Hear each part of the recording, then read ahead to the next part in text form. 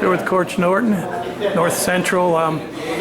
Gosh, just a quick word about Yelena McCoy, because, I mean, she's got Olympic gold medal possibilities in how she's wrestling right now. Quick word is the best. If you want the quick word, she's the best. She's everything to our program. She's everything to American women's wrestling. She's going to win Olympic gold medals, and there's no one more deserving than her. We are so lucky to have her at North Central College, and I think America is incredibly lucky to have her on Team USA as well.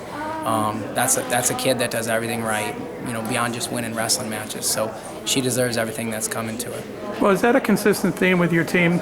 Kids are doing everything right. I mean, you're not as old a program as, say, a King or a, one of those teams that have been around, and you've quickly gotten a lot of great recruits, but gotten them better as athletes. So, what's the key for taking a little school in Illinois and putting them on the precipice of maybe being a national champion in all divisions? Well, we always talk about, recruiting the right kids more so than just the best kids. Obviously, the girl's got to be able to win and get her hand raised in big-time situations, but the right girl is a good teammate. She's a good student. We had a 3.7 team GPA last year. We brag about that a lot.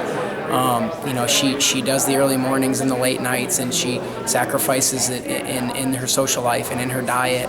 And when you find 2 or 3 girls that do that, your team can get competitive. When you find 20 to 30 women that do that, you can win national titles, and that's what we've done, and that's what we're hopefully at the door of doing. But it's girls that it's all encompassing. They do everything right. So people will be looking at the men's college Division I conference meets, and when I looked at your regional, it felt like the Big Ten, right? I mean, you guys clearly had the most programs that were ranked high, the most ranked athletes, the most past national champions of all 5 regionals. And how will that help you and actually all the teams from your region compete this week when it's going to be even harder? Yeah, well, it certainly was the toughest regional. There were 31 ranked wrestlers in our regional. One of the other regionals had 4, right? We had 7 of the 10 number 1 ranked wrestlers in our regional. 3 of the top 4 ranked teams.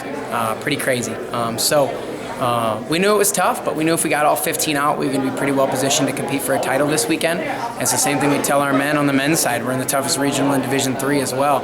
If you get through the regional and you get to the dance, you got a pretty good shot at punching your ticket, being All-American, and competing for a national title.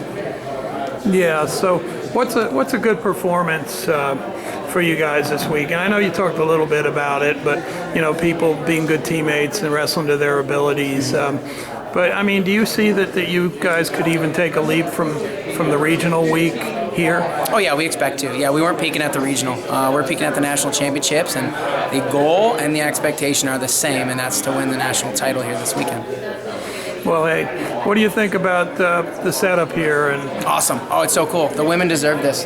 I was telling someone earlier, 10, 15 years from now, when it's just common that we have, women's NCWWC championships at all 3 divisions. They'll be doing stuff like this, and girls like Yelena and Sydney Kimber that deserve this should have it, as they will in the future. So I'm glad the appropriate people stepped up and took the appropriate steps to make it happen for these women this year.